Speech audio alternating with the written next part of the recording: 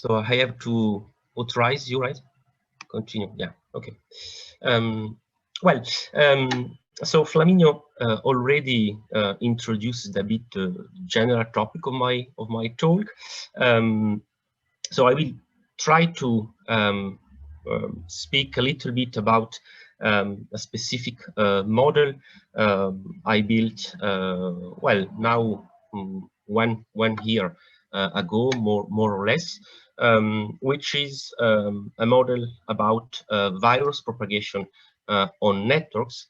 But I will not spend lots of time to explain why I try to build this model, so I can develop this aspect if you want during the Q&A. But I will try to focus a little bit on some technical problems related to how to use a certain kind of empirical information to calibrate some aspect of this model. So Flaminio asked me to focus on this aspect, so this is what I will do. But still, in the second part of the talk, I would like also to give you some well, some information about the results of the model and how we use the model once it was built. But so in the first part of the talk, I will emphasize more some aspect concerning the calibration part of this model. And also, please don't hesitate to interrupt me at any time. I don't mind if you want to raise your hand, ask questions during the talk. It's fine for me, unless you, Flaminio, want a different setup, but that's completely fine for me. So if you want to interrupt me as soon as you have a question. Okay, to start, let me just remind you general definition of what an ABM is. Perhaps it's not useful given that this is an advanced week, but well, I would like to start with this. So I like this very short definition of an ABM as a set of autonomous interacting computational objects called agent, often situated in space and time. I like this definition because it emphasizes the fact that what we manipulate when we design and when we study an ABM, what we manipulate is a set of computational objects, essentially alphanumerical entities.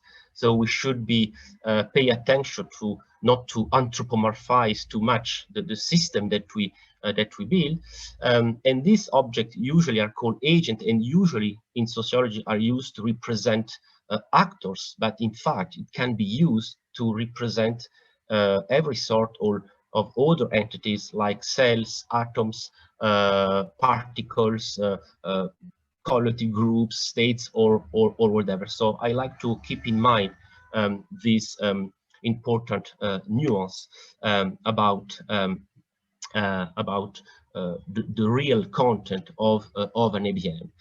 And so these agents that, as I said, can represent very different type of entities, can be a few agents, like in applications in robotics, for instance, or can be very numerous until millions of agents when we have very simple agent and we want to represent very large scale population. These agents can be heterogeneous.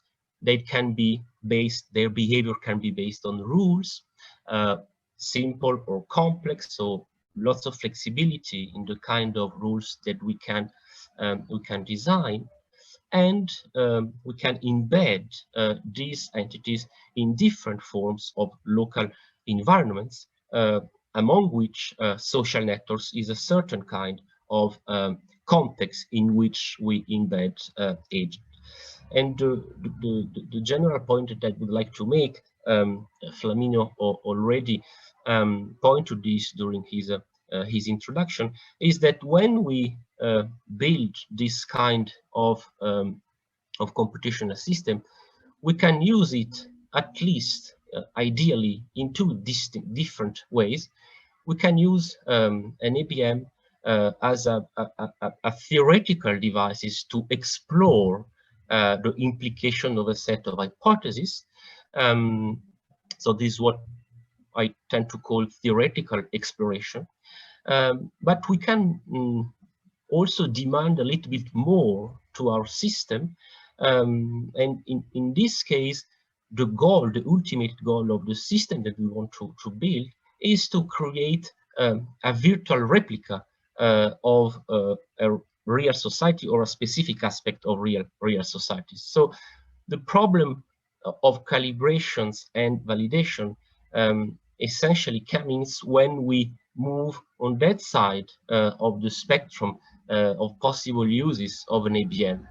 If we want to use the ABM just to explore some theoretical hypothesis, essentially we don't care about the calibration of some aspect of the model and or the validation of the model. So it's interesting to have in mind this this continuum, in fact, between different ways of using our computational system. Why this method became so it is becoming so important in sociology? Well, one of the reasons to me is that it allows to solve or help to solve one of the main problems of the sociological tradition, which is very nicely expressed in this quotation from classical papers by Mark Granovetter. So it's essentially the problem that when we want to treat the micro to macro transition, so when we want to deal with these transition from the macro dynamics to micro outcomes, we often have to deal with social interactions, with properties of social interactions. And for a long time, we didn't have a tool that allows us to model social interactions and then let unfold on social interactions some micro level mechanisms.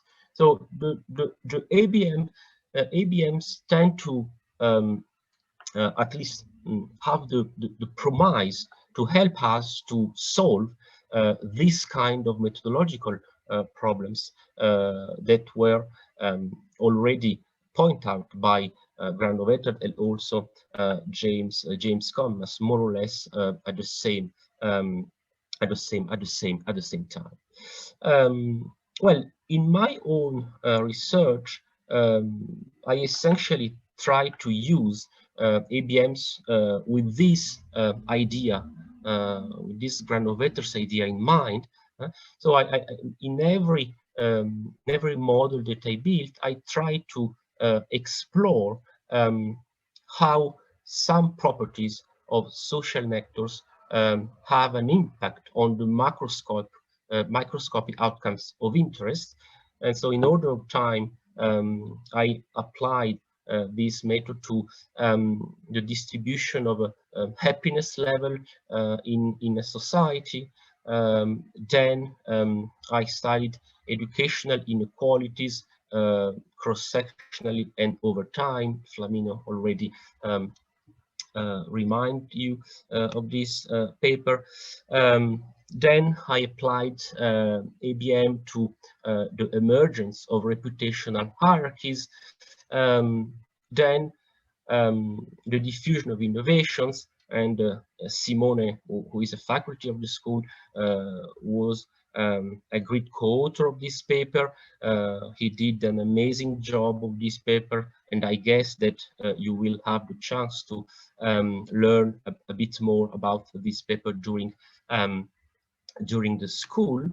And then my last work is about virus propagation on social networks, and again ABM is the tool that I use to address the problem of the link between social networks and the microscopic outcome of interest. And what I try to illustrate in this table, well, is that the combination of calibration and validation that I was able to achieve in these 5 models is very different.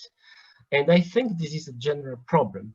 So the kind of combination that you are able to reach in terms of input data that you can inject in your model and output data that you can use to test the consequences of your model is very dependent on the kind of information that exists in the field and on the topic that you are studying.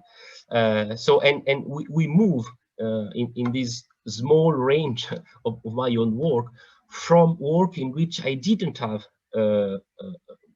data at all. So when I studied, for instance, the distribution of happiness, in particular mechanisms of relative deprivation, I didn't have data at all on what I would have needed to calibrate and or validate the model. So this is a theoretical exploration model, and we move until the model on the diffusion of innovation, where we were able to reach a quite high level of calibration, in particular in terms of network data, by using something which is very close to full network data, and also a quite high level of empirical validation.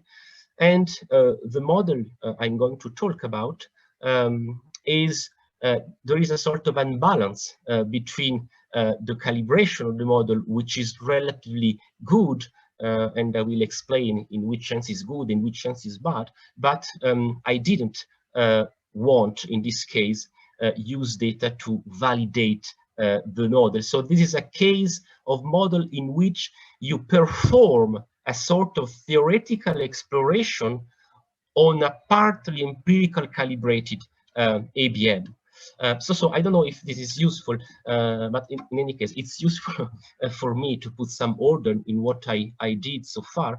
But the point is that we can have, at least some of us have as a goal to reach very high empirical calibration and very high validation of the model.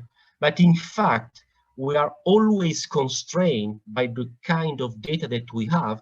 And so it depends on this data that we have, what kind of level we can reach on the two sides of the problem. Well, this was just to contextualize a bit my talk, and also to say something about my own work. Is there any questions on this general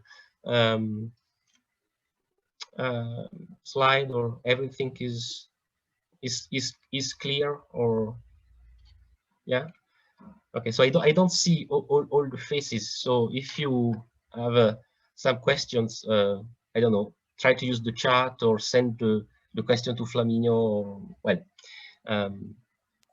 okay. So now I'm going to speak a bit more about these recent ABM, about, as I said, virus propagation on social networks. Well, I should be able to. Okay. Let me put this in this way. Okay, so the context of the model is what is called network epidemiology, which is a subfield, a very specific subfield of epidemiology, which is about the interplay between social networks, and in particular network properties, and the way how a contagion unfolds over networks. If you are interested in this field, this is an absolutely great review of the field by two leaders of this field. And one of the line of investigation of this subfield of epidemiology is to think about how we can use network properties to intervene within a contagion process, which is an idea, which is a classical idea within the sociological traditional social network analysis, and the idea is known as network interventions. And within this field of network epidemiology, the idea of network interventions takes the name of network-based immunization strategies, but essentially it's the same thing. So the point is how we could exploit some properties of social networks to slow down the diffusion of a virus, obviously in the case where the virus can be transmitted through social interactions. So if we deal with a virus that cannot spread essentially through various form of droplets, well, this kind of approach is not relevant. But in the case of COVID-19, SARS-CoV-2, this is the case. So we can think about the diffusion of this virus within this framework of virus propagation through social networks. So what kind of properties we focused on this paper? Mainly two properties. First, a very well-known property among social network analysts, which is the empirical observation that in every sort of social networks, we observe the presence of hubs. Hubs are individuals who tends to have much more links, much more ties that the average individual. Okay, so this is the property which is related to the high level of skewness of the distribution of the degree of the network, right? And why within the field of network epidemiology, epidemiology start to think about hubness of networks?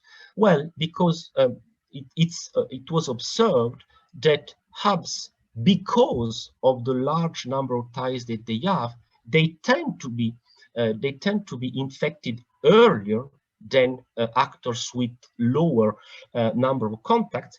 And once they are infected, once a hub is infected, again, the other side of the problem, given the large number of ties, a hub tend to infect lots of individuals in turn. Okay, and the second important point is that hubs tend to connect part of the networks that are otherwise disconnected, and this is a second element that explain why hubs tend to accelerate the diffusion of a virus.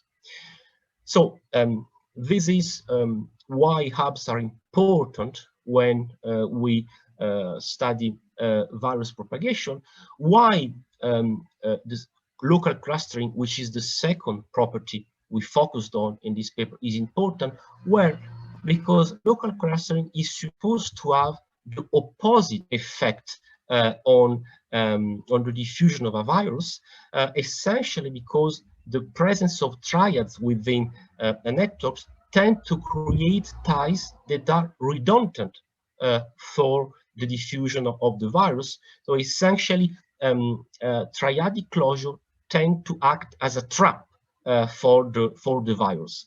So it's important to keep in mind that on the one side, we have individuals with special features in terms of connectivity, they tend to accelerate the diffusion of the virus, but at the same time, these individuals and others can be trapped in local network configuration that tend to counterbalance the effect of hubs. So what kind of balance we have between these two properties, and how could we exploit these two properties, in particular hubs, to accelerate if we want to diffuse, or decelerate if you want to slow down the propagation of the virus. So how could we intervene on these hubs to intervene within the virus propagation trajectory? So these are the main questions that we want to address.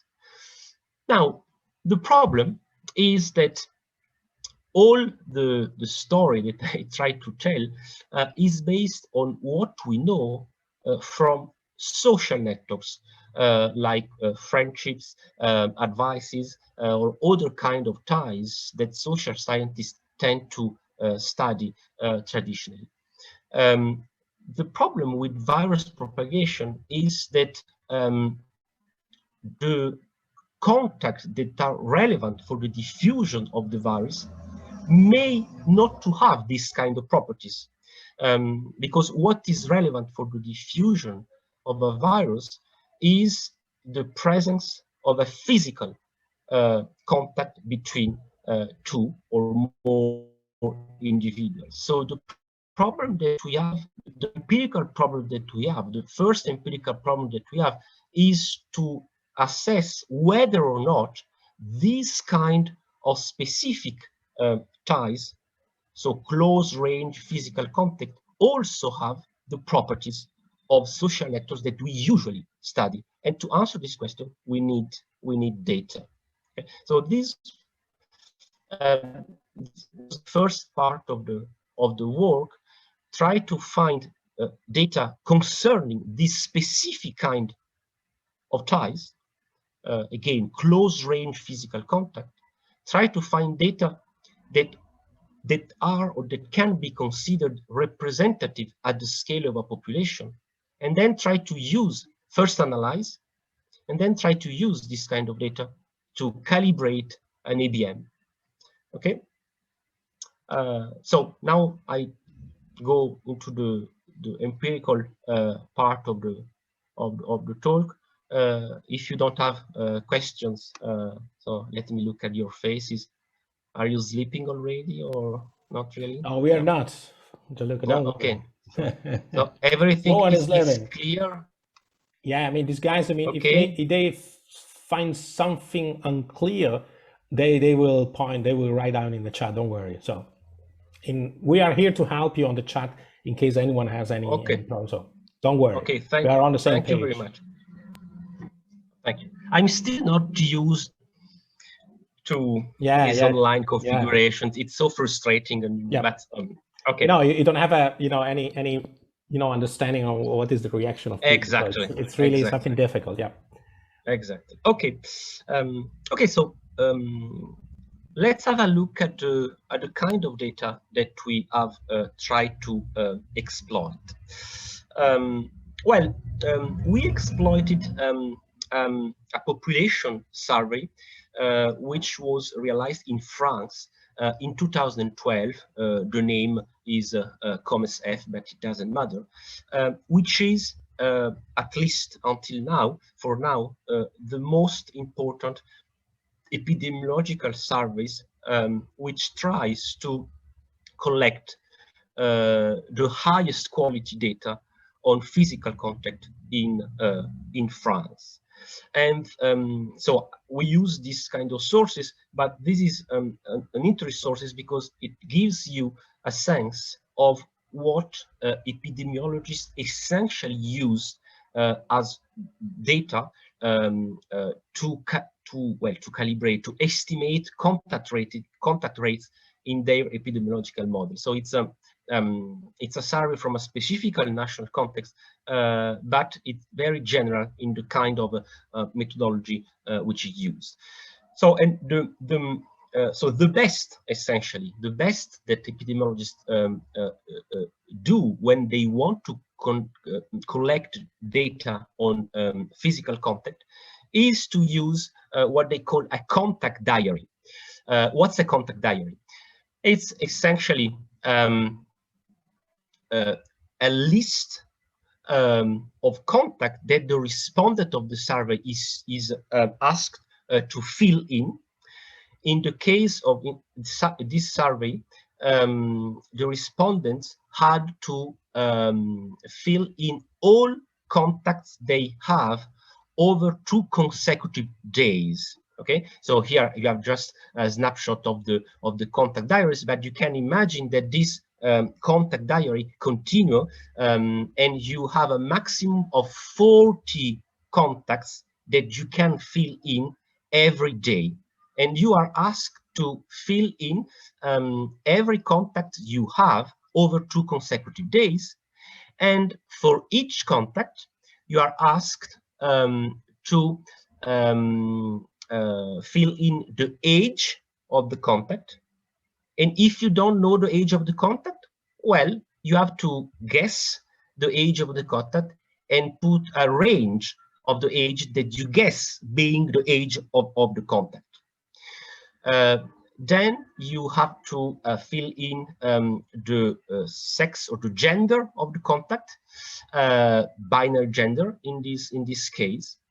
Then you have a certain number of variables concerning the places where the contact take places. You have also to fill in the frequency of the contact. So it's a usual contact, it's a rare contact, and so on.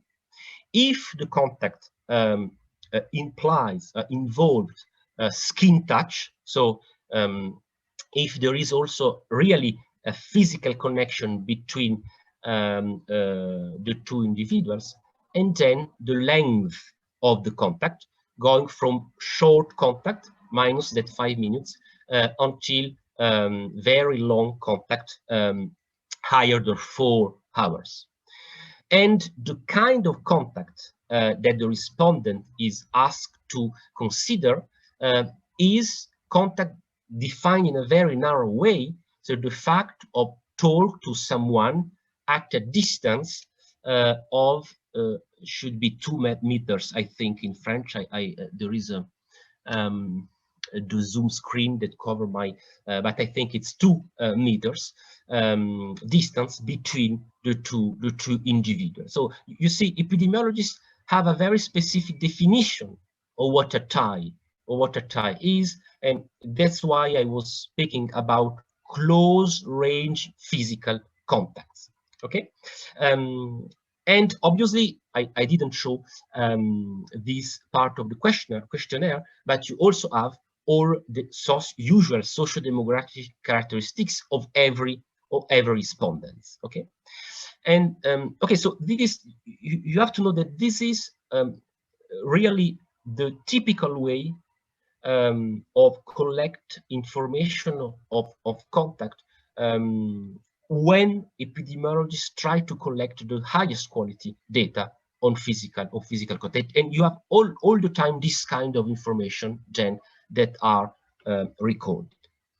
In this French survey, there was also a second way of generating data on contact, and this was the question. So it's a specific question which is different from the contact diary, and this question is specifically addressed to respondents that consider their job as especially exposed to social contact, like a cashiers or a teachers. Okay, so if the respondents tell, yes, my job is this and that, and I consider it as especially exposed to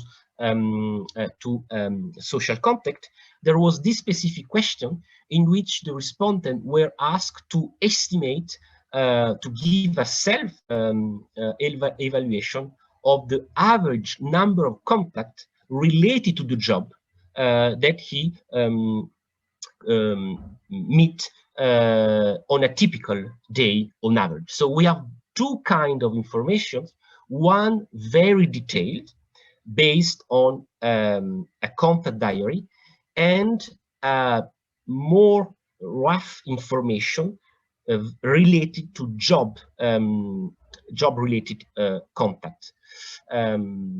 Okay, so once you have this kind of data, what you can observe? Well, you can essentially observe the distribution of daily contact per each respondent, and this is the distribution of daily contact for France over this representative sample collected in 2012.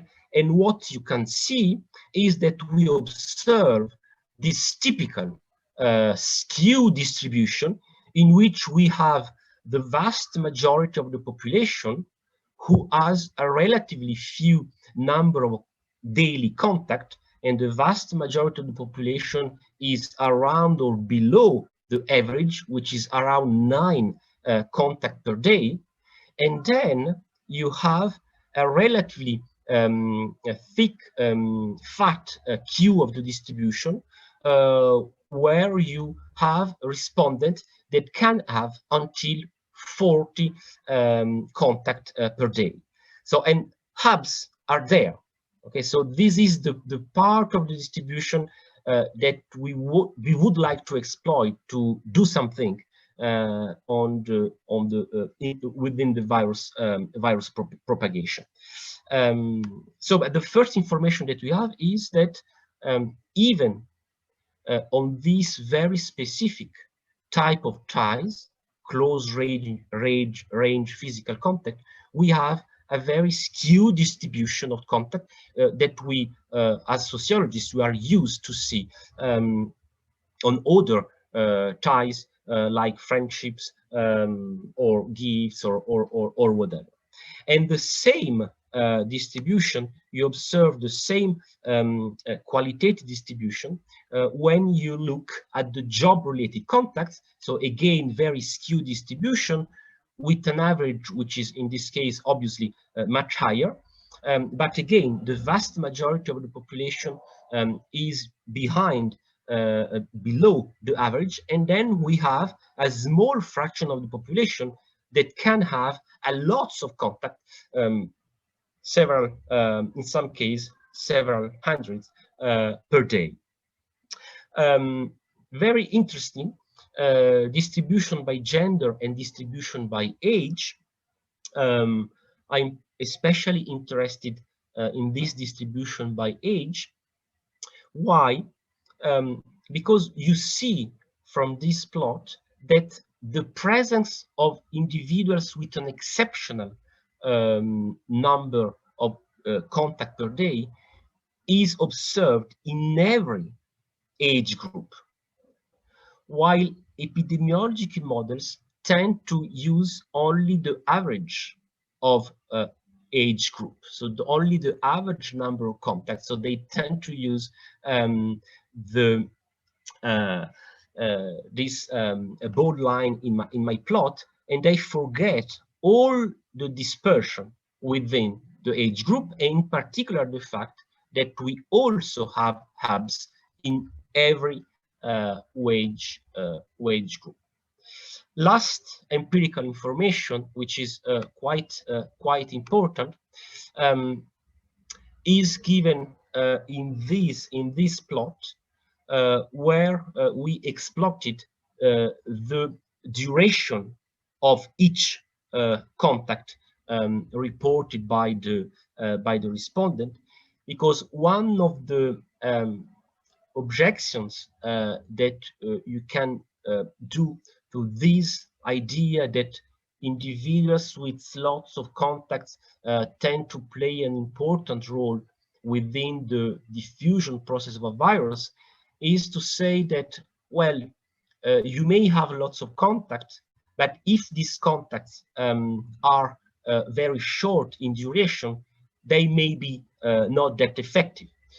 And so in this plot, you see something which is very counterintuitive from the point of view of a traditional social network analyst, is that there is essentially no relation between the number of physical contact that you have within a day and the average time that you spend in this date. So this is something that suggests that it's not that evident that if you have lots of contacts, these contacts must be structurally very short.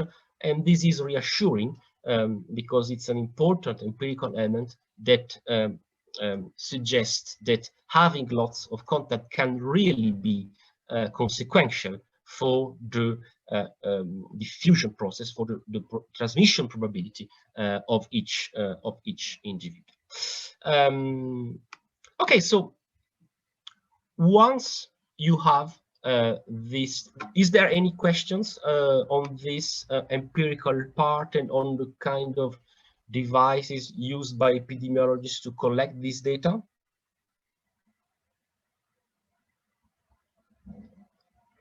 No, everything is clear.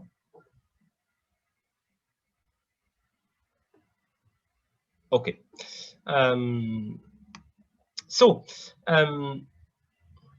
Once we have this data, what you can do? You have at least two options. The first one, which I will comment on later, is to say, well, I would like to exploit all the information that I have in this contact diary. And I may try to create a virtual networks which contains all the information I have in this contact diary. And this is something that we didn't do in the paper. Why? I partly explain now, and well, I explain later why. But what we did was the other option, and the other option is to say that, in fact, the only thing which is really representative at the national scale within this data is the distribution of contact. So I have a sample of individuals which is supposed to be representative of the of France at the national level, and I know that with a certain error, this sample is representative in terms of age, occupations, and so on. And I also have one information which is about the number of daily contact. And we made the choice to consider, the conservative choice to consider, that this is the only information that we robustly can consider are representative at the national scale. So what we did is something that I guess you will do in other sessions in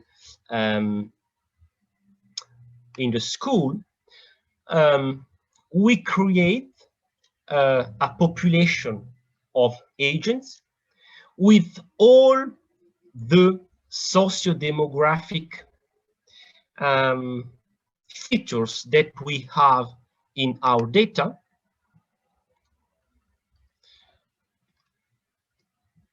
Okay, so we import from the data the information on the ID of the respondent, the questionnaire, the age, the sex, the geographic zone of residence, the education, the occupation, the sector of the occupation, the age, and then this information, which is the total number of contact over the 2 days, and then we consider the average over the 2 days. So this is the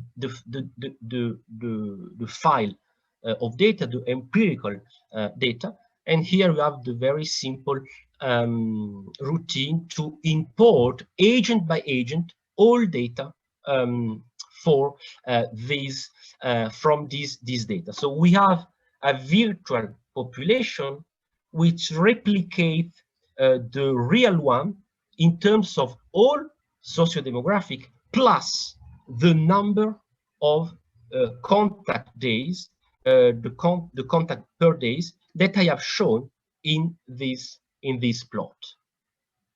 And once we have this information, which is the degree of the network, right? Once we have this information for each agent, we create an algorithm which is described here, which tries to create a network given the degree of each node that we take from the empirical survey.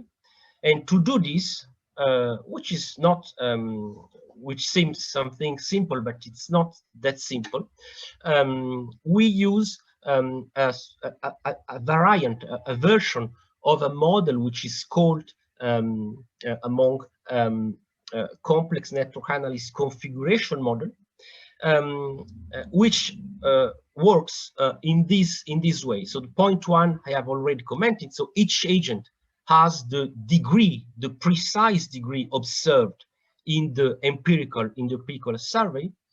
Then we pick up each agent as the reverse order of the degree. So we take first the agent for which we have to build the highest number of ties and go on, then the second one, the third one, and so on. For this selected agent, we select at random among the other 2,000 and something agents, a number of agents equal to the number of ties we have to build. And once this number of ties is built, we excluded this agent from the next two, so that this agent has reached the right, so to speak, degree, and we move to the next one. Okay, so this this procedure is very simple. It converges in our case every time, and it assures that we keep the correlation between sociodemographics and the degree. So we have a population in which all the sociodemographics are the observed sociodemographics, and given this is sociodemographics, every agent has the degree observed within the survey. And here you have the result when we repeat, when we create, in our case, 100 networks given this algorithm, we are able to reproduce the average degree that we have observed, the median degree, and very important, the standard deviation, because the standard deviation of distribution is exactly what is important to account for this skewness of the distribution, right? The higher the standard deviation, the higher the skewness of the distribution. So in principle, the higher and the larger the fraction of hubs we have in the so these features, the average and the dispersion, so essentially the skewness of the distribution of the degree, are perfectly fit within the ABM. But if you look at, for instance, the clustering coefficient, which is the second feature, the second property that we want to account for in our network. If you look at this cluster coefficient, we see that this cluster coefficient is very low, and in fact is almost as low as a random network calibrated on the same average degree and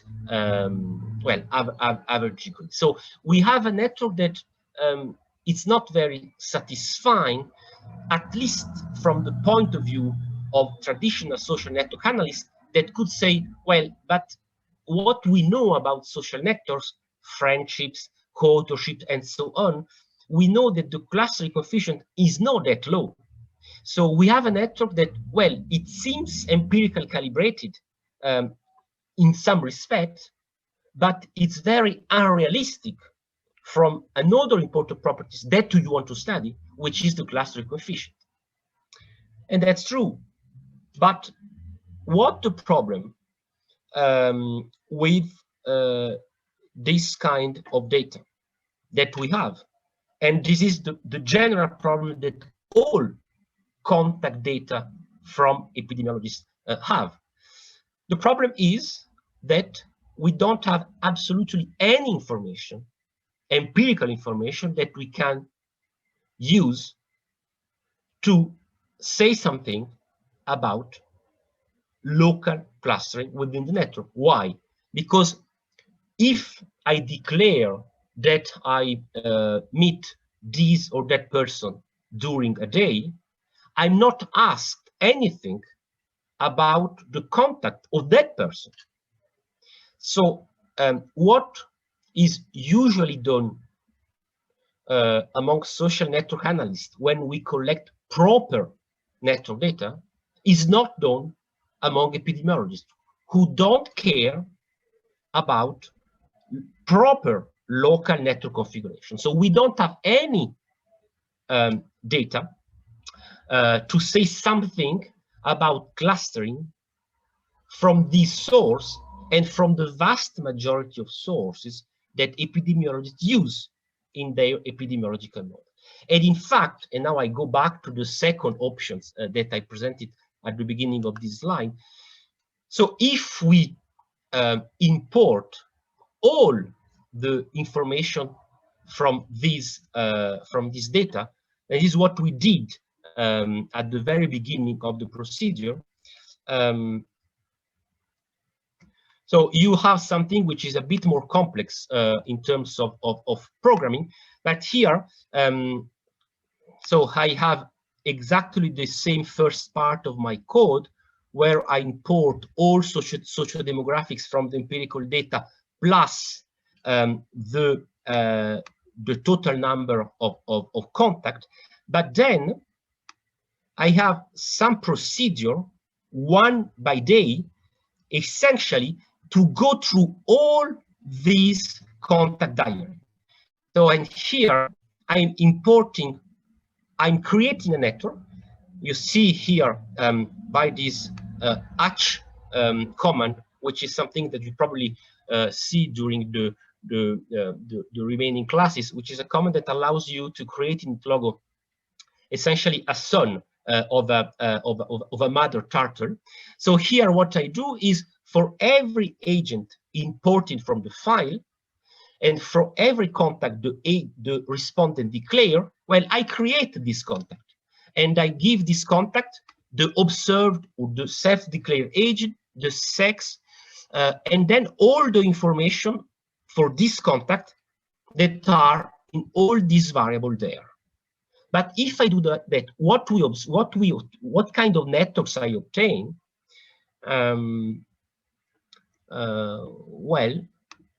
I obtain something like this that you should see there. Okay.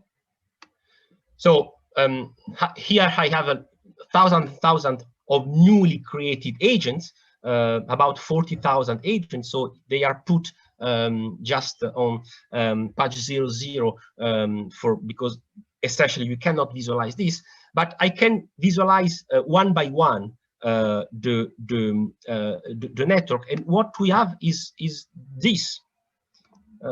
If it works, well, okay. So this is, for instance, is my agent 16, which correspond to some respondent in the network with all the declared contact. This is a star, right? Then I can pick another agent. I have another star, another agent with all the contact declared. But what you see is that there is absolutely no contact among the contact of agent, because we don't have information in our data. So I can't say anything about the clustering. And there is absolutely no contact between every selected agent and all the others. So essentially, if I really want to put the empirical data under a traditional network form, what I have is 2,000 of disconnected ego networks. And the degree of each ego networks corresponds to the total number of contacts reported by the agent. But I have no information on how all the respondents are connected, no idea. And I have no information on how the contact of the contact declared by the agent are also connected. So how can I use this data? What you could do is try to make assumptions and assumptions and assumptions on how to connect the source nodes and the nodes connected to source nodes. But if you want to try to achieve something which is close to empirical calibration, well, these are assumptions for which you should use data that you don't have. And so you go back to a sort of virtual networks, for which you don't know if you can consider this network realistic or not. So that's why we didn't exploit all the information, and we only use the degree of the network to calibrate the network. But what can we do about the clustering? Because we know that the clustering generated by our algorithm is very low and not very realistic. Well, there is one survey where we found one survey realized by epidemiologists, a bit older, 2008, I think, realized by British, a team of British epidemiologists, in which they modified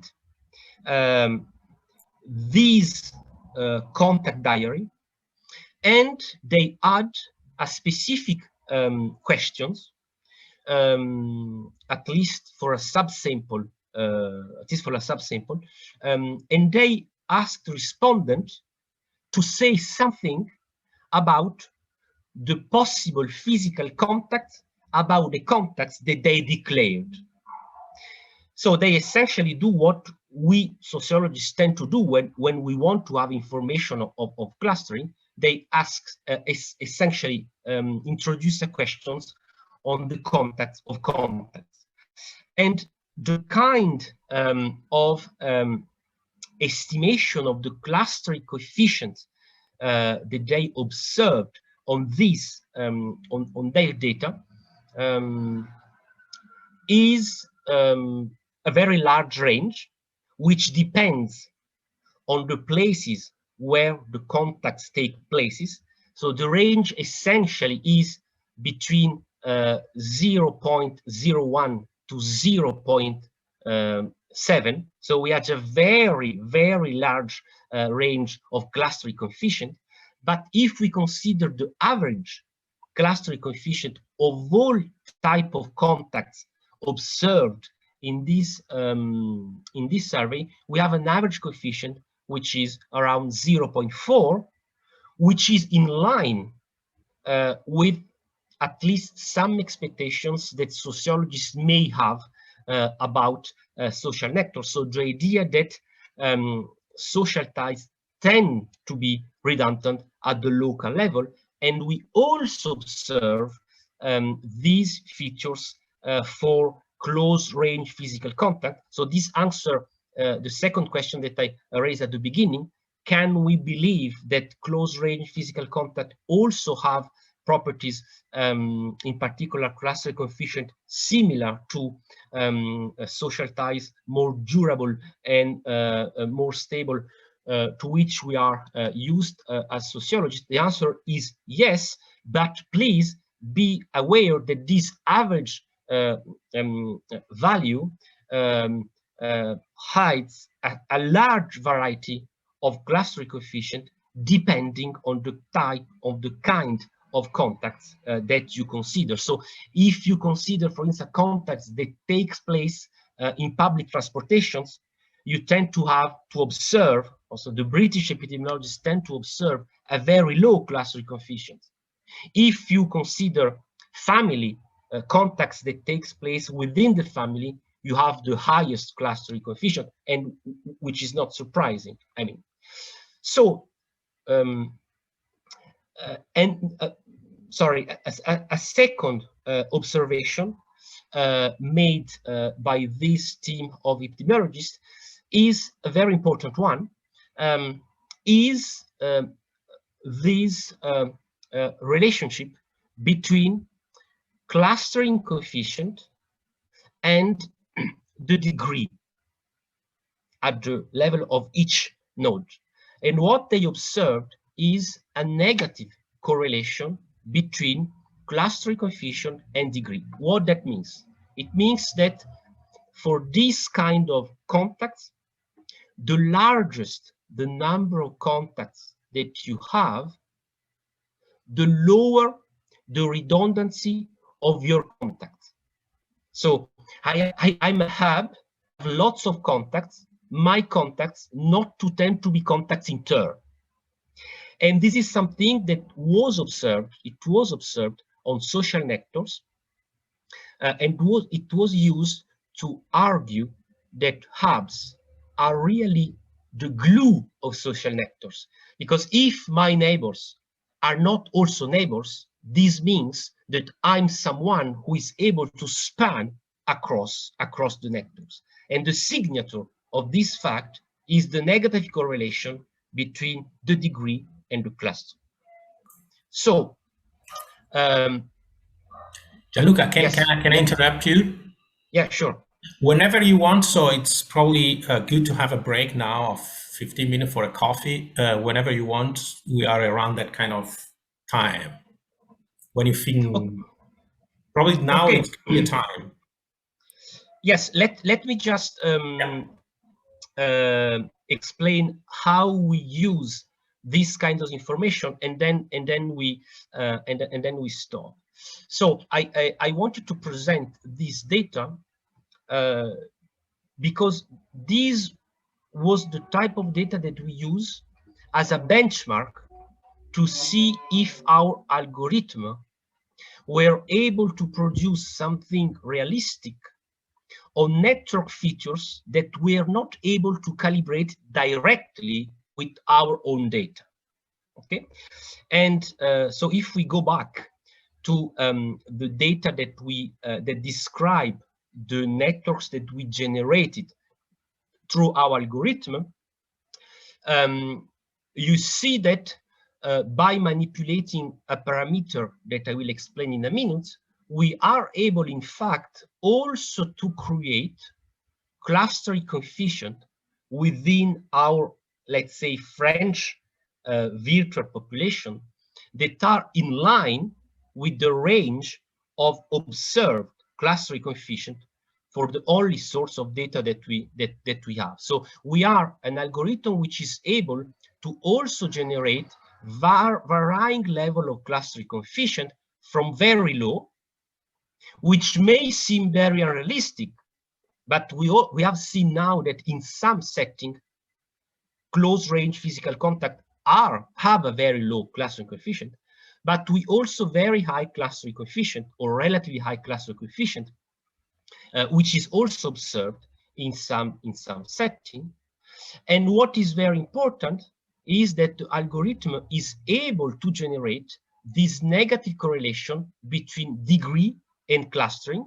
So you see that we, according to, depending on the value of this parameter that we can manipulate, we can have a very small negative correlation between degree and clustering, but also a very strong correlation, negative correlation between degree and clustering. Okay, so what this parameter? Well, we introduce it within our algorithm a small step, which is very simple. Once the agent reached the degree that we want to reproduce, we take all the ties of this node, and with a given probability, we connect each pair. So P is the parameter that allows to build in the network more or less clustering coefficient. So when P is equal to 1, we are connecting all pairs of contact of a given agent.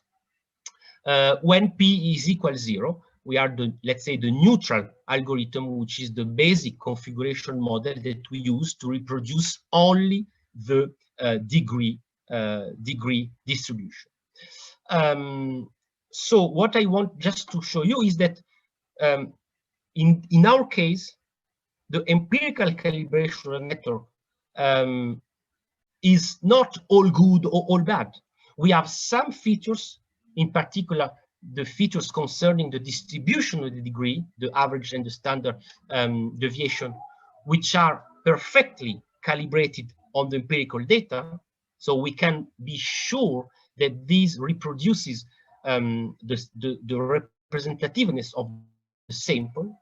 But we have also other features that we cannot fix with empirical data, but that we try to defend in terms of realism by using other data that tell us what's the range of in this case the cluster coefficient that we want to use. So it's a combination of direct empirical calibration and a sort of empirical calibration that we define qualitatively, in the sense that we don't have data directly injected within the ABM, but we have an algorithm that generated features that we know are realistic for the setting that we want to study. Well, that's essentially what I wanted to show and discuss concerning the calibration part of the model. And then after the break, we can do whatever you want. I can discuss results. I can, well, it's really depending, Flavinio, what you want. If you think that I met your request. Yeah, let's make a break of and reconvene at 11:30, so 11:30, and there are a couple of questions already, and then we will go in a direction of if this step is done, then we can open the idea of how you use those kind of data for doing what. Okay. Yeah. Okay. And sorry, Flaminio, I didn't get. I should stop at noon or half past noon. No, yeah, half past noon. Okay, so I have 45 minutes. Yes. Oh, that's great. That's great. Okay, so let me try to show some visualization, even though I'm not sure that it will work properly through Zoom. Do you see my screen? We see the virus. Oh yeah, now we see NetLogo interface. Okay, so once we have done all this stuff on the empirical data and the algorithm part to generate the network, we end up with essentially a population of agents was the size is the same as the sample size. As I said, every agent has all the sociodemographics observed in the sample. Each agent has the degree observed, and here you see the distribution that we were able to generate, which reproduce exactly this observed distribution. But now we generate with our algorithm. So what we do is that we run an epidemic within this population, connected through the network that we have created, respecting this distribution of the degree. So each agent has a state, the typical state used in the SIR model. In our case, we also introduce an exposed state, but it doesn't matter. The only difference is that the propagation of the virus is not computed by using average rate of infection, but it's run, the epidemic runs by using dyadic probability of transmission, and this transmission is constrained by the structure of the networks. Okay, so here you see the color of the agent is it's on a red pink shade. So the highest the degree, the more the color tend to pink. So here you have the pink agent. I don't know if you see the colors through Zoom. Do you see the colors or not? Yes. Okay. So you have the pink are the agent with the degree close to 40, and I put the 6 agents which correspond to individuals with the highest number of contact, which is 40, which is a constraint of the sample of the design, right?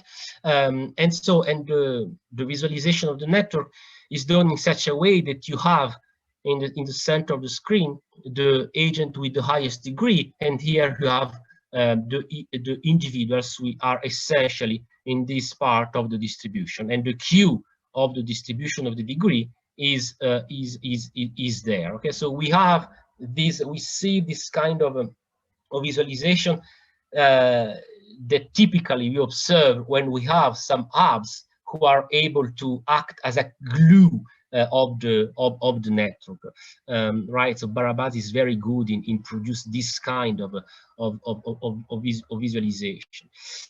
And now what I want to show is if we can, I will change when the state of the agent move to infected, the size of the agent becomes an unhappy phase. When the state then move again to recovered, the agent is happy, so the phase changed to an happy phase. And what I would like to see, if it works through Zoom, you should see some green ties that appear, and when you see these gray ties, is essentially an infection. It's a tie in which the infection took place. Okay, so let's see if you can see this through the screen.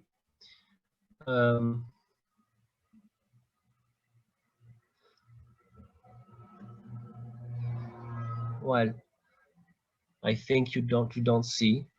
Well, yes, you see. You have here the 5 seeds of the simulation. They are unhappy because they are infected by construction, and then little by little you should see some some green ties that appears, like here, for instance.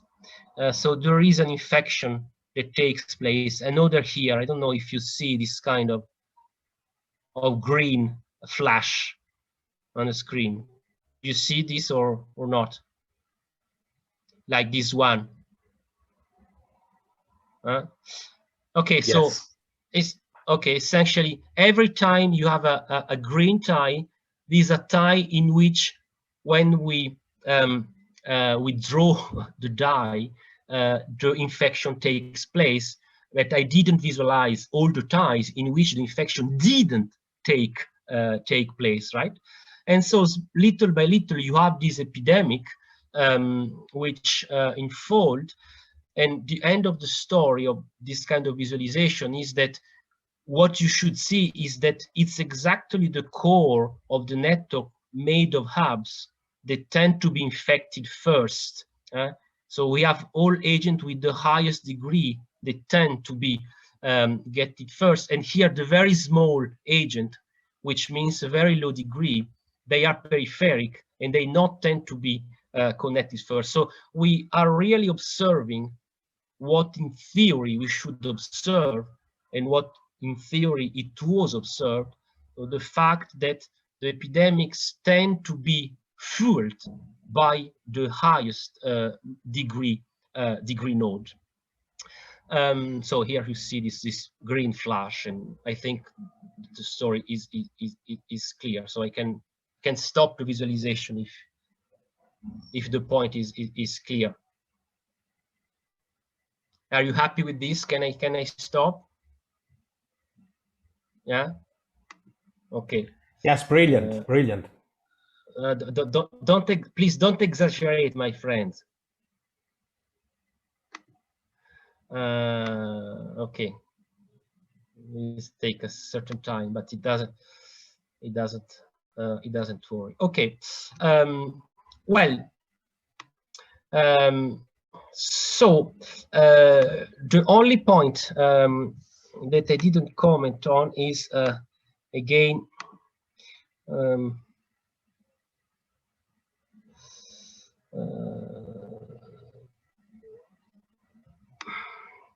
is just that again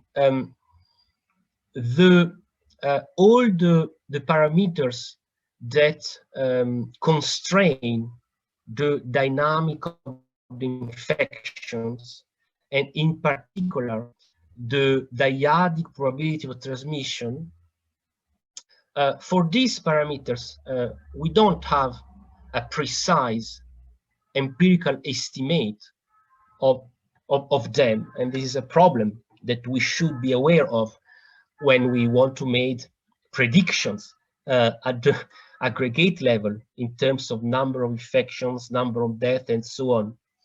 So we, as an ABM models, we are aware.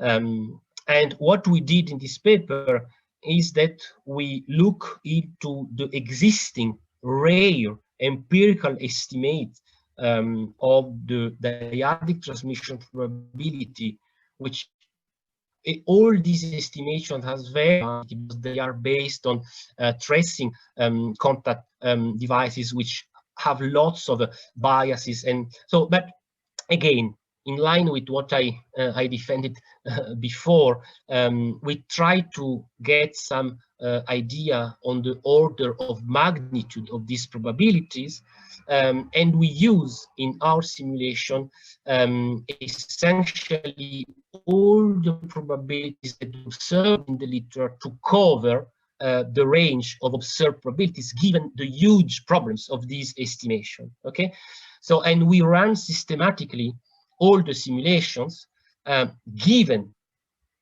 the feature we are interested in and for which we are highly confident the degree of the distribution of the network.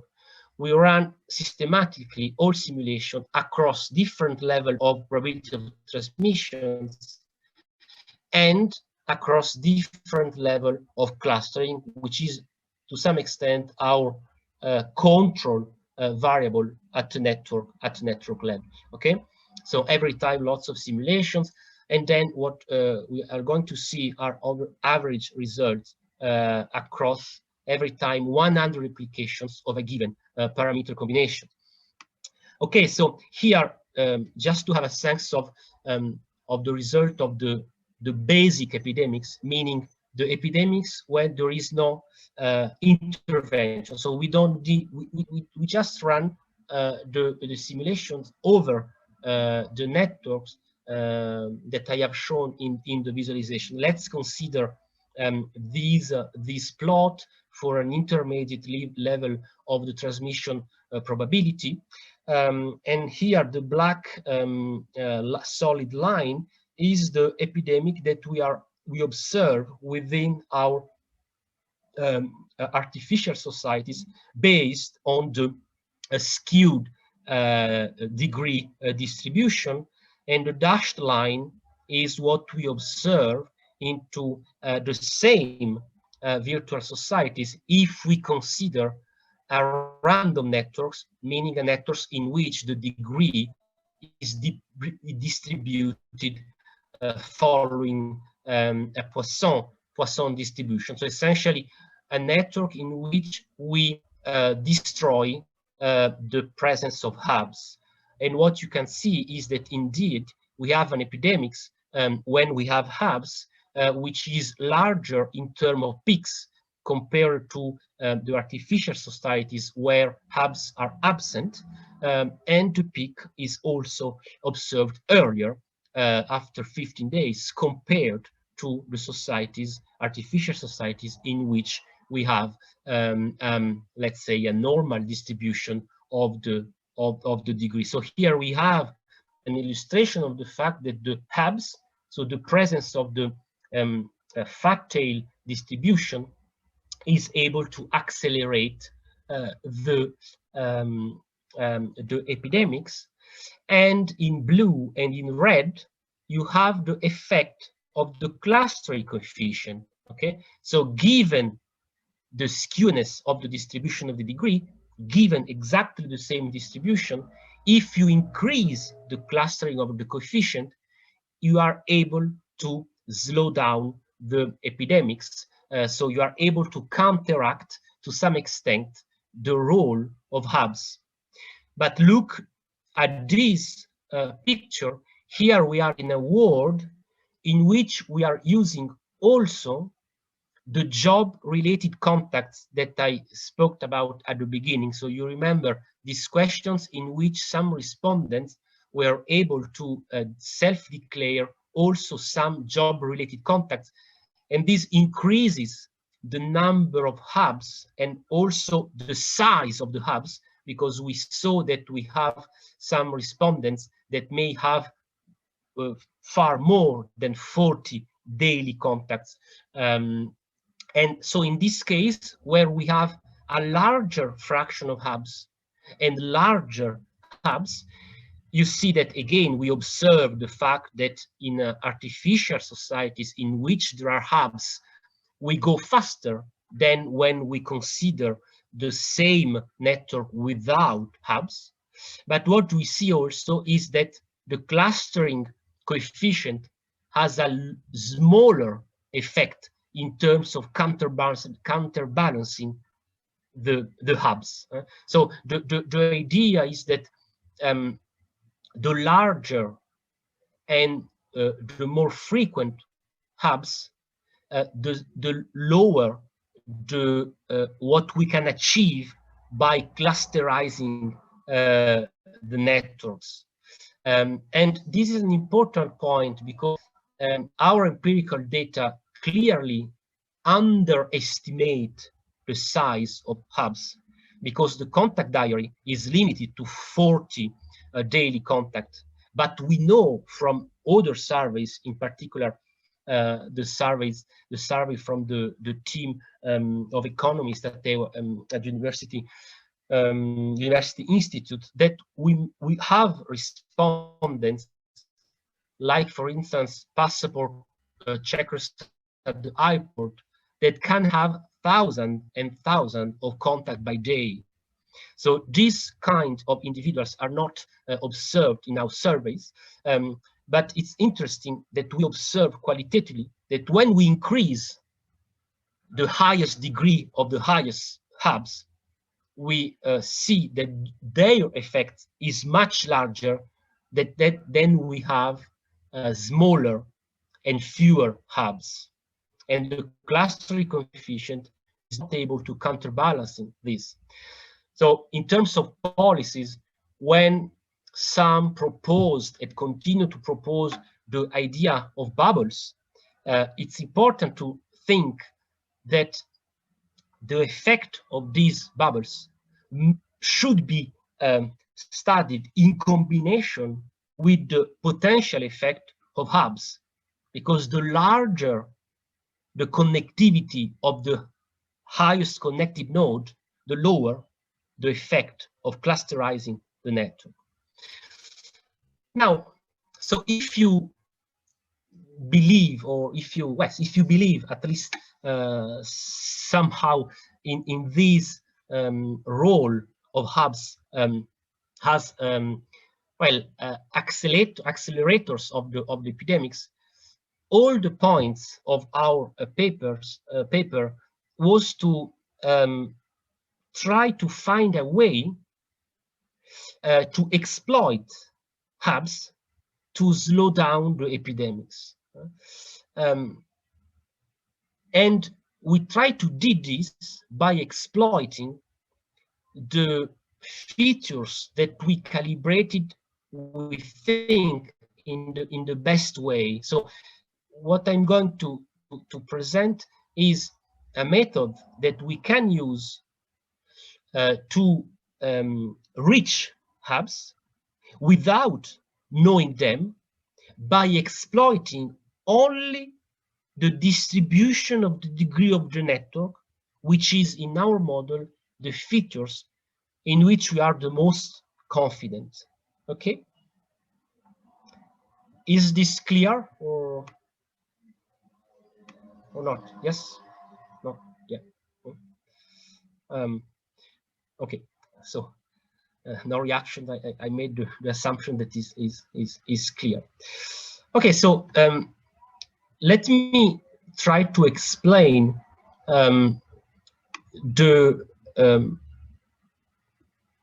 method that we proposed to reach hubs without knowing them by a simplified network. Essentially, one of the ego networks that we observe in our sample. Okay, so let's consider this star network, which could be one of the network of one of our hubs.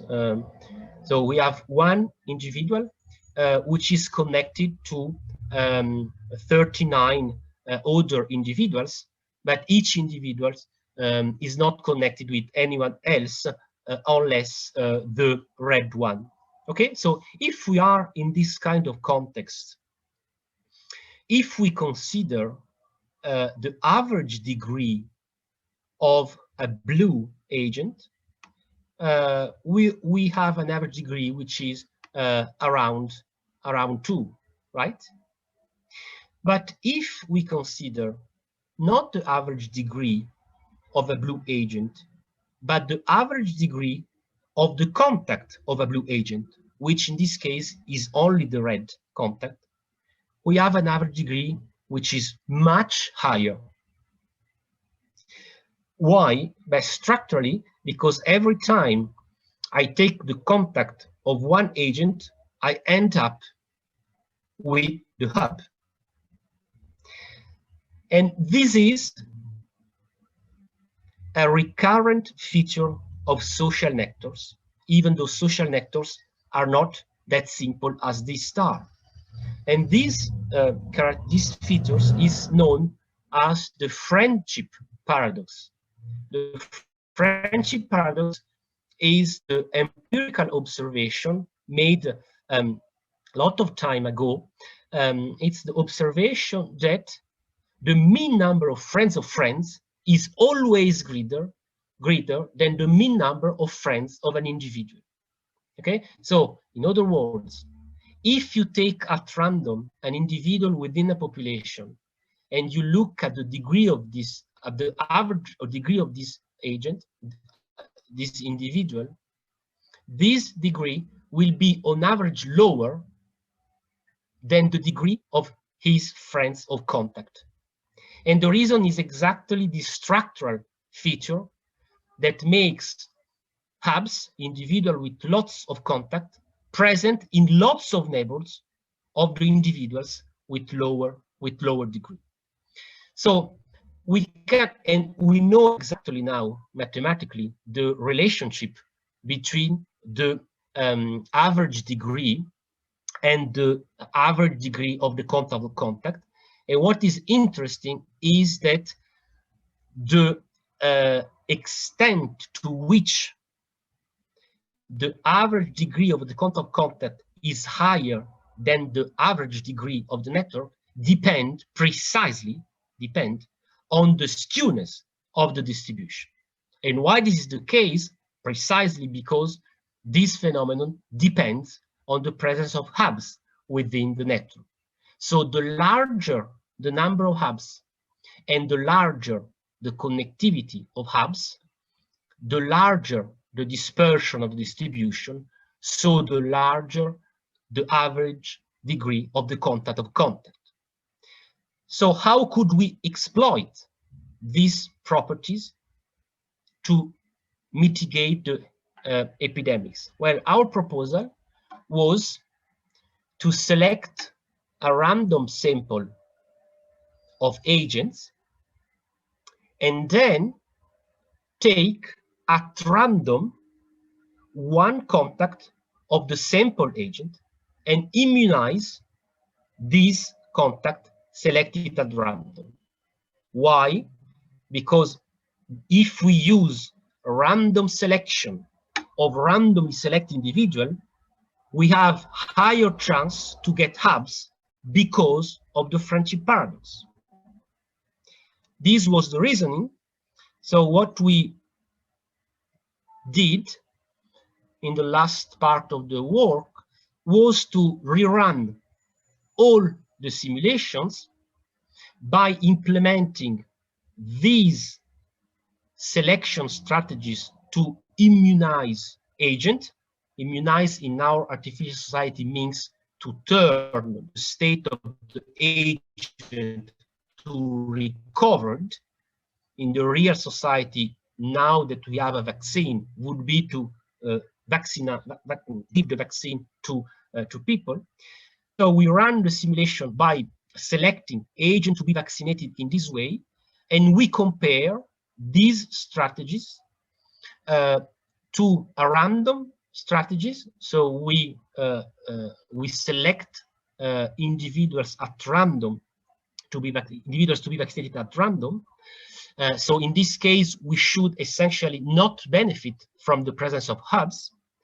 And we also compare with the strategy that should be maximally efficient, which would be to select agents in reverse order of their degree. So we first select the hubs, and then we move down to individuals with lower degree. The problem with this strategy is that we should know precisely the distribution of degree, which obviously we don't know at the scale of a society. That's why we proposed this alternative strategy. We should work as a proxy of this optimal strategy. Any question on this, or is this fine and can we see the results? No question? Okay, well, if there is no question, here you are the results. So let's consider first the left side of the slide. Here you have the epidemics that I show in the slide before. Okay, so the epidemics without the intervention is the dashed, the black solid line, obviously always the same in every plot because this is our benchmark. Then here you have the epidemics when we have random immunization. Here, when we use our friendship paradox based strategy, and here when we use the degrade, so when we start to immunize agent from the starting with the hubs, and the column of the plot correspond to how many agents we immunize at each iteration. So 1 agent per iteration, 3 agents per iteration, 5 agents per iteration, 10 agents per iteration. At the scale of France, 10 agents per iteration would be something like 300,000 individuals that receives the vaccine per day. Okay, so this is the order of magnitude of the simulation. Okay, and the dashed line, obviously, in every plot is the epidemics when the interventions is in place. And so what you see is that this strategy that exploits the friendship paradox is able to reduce the peak, the epidemic peak, much better than the random immunization strategy. Obviously, it works a bit less than the strategy based on the perfect knowledge of the degree distribution, but the approximation is quite good. So we are able, by selecting agents at random among neighbors of randomly selected agents, to reach something which is of the same order of magnitude than if we selected agent precisely by immunizing first hubs. And in both cases, we are much better than the random immunization strategy. And here you have the result for the maximum level of clustering that we can generate in our artificial society. So the idea is, because one of the objections that we got at first was, well, but if you have clustering in place, you don't need to perform these hub-based strategies because the clustering is per se able to slow down the epidemics.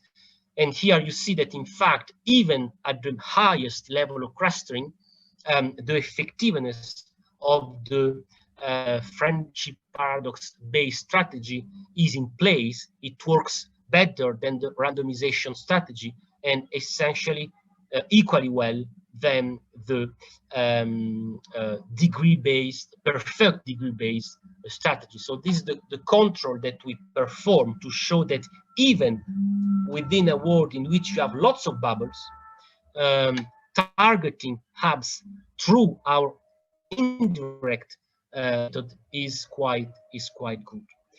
And let me just show you, to conclude, something which is not in the paper.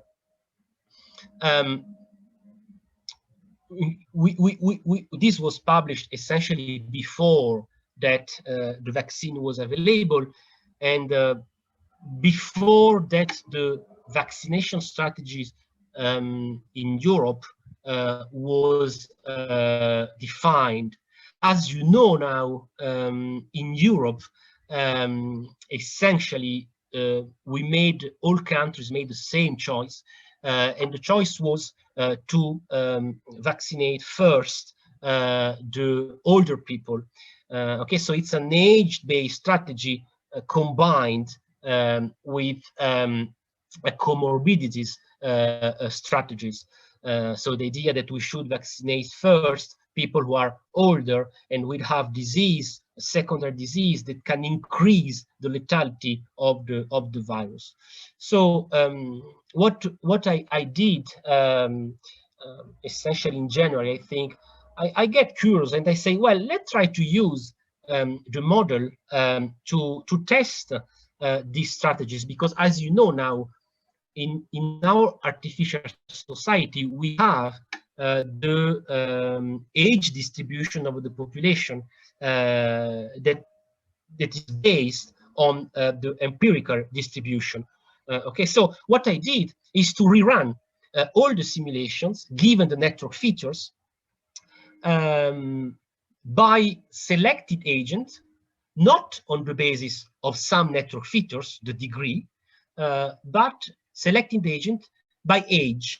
Okay, so I essentially take the oldest agent first, then the second one, the third one, and so on. So I try to reproduce this idea that we start from the oldest and then we go to the youngest. In my artificial society, I vaccinate also people at the age of 6 months or 7 months.